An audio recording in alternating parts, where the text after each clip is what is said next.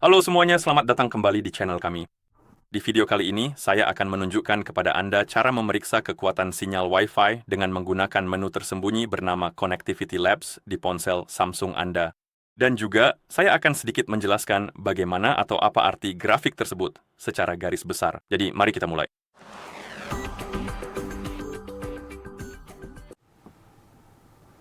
Pertama, kita perlu membuka Connectivity Labs, dan untuk melakukannya, kita harus masuk ke pengaturan di Samsung kita.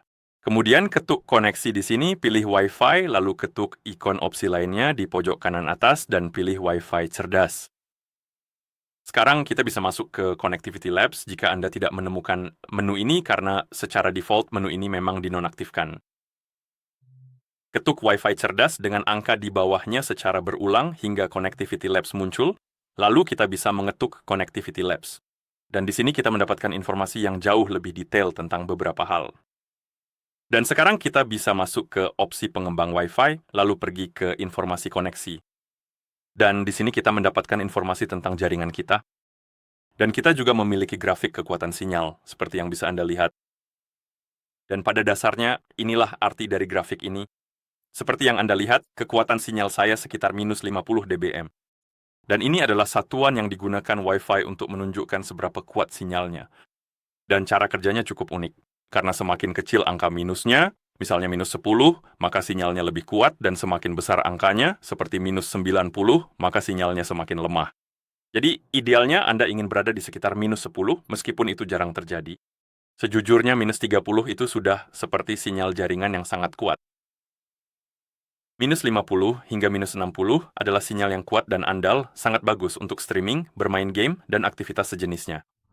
Minus 76 adalah batas minimum untuk konten yang dapat diandalkan atau panggilan video dan sejenisnya.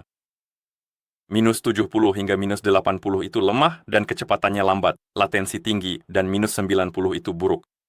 Itu sangat buruk. Jadi Anda ingin berada di mana? Saya akan bilang sebaiknya mendekati minus 30, tapi minus 50 hingga minus 60 juga masih layak atau bagus menurut saya, dan minus 76 itu cukup, tapi tidak terlalu bagus. Jadi saya akan menargetkan di sekitar minus 50, 60, atau sedikit lebih tinggi. Oke, dan pada dasarnya itulah grafiknya dan apa artinya.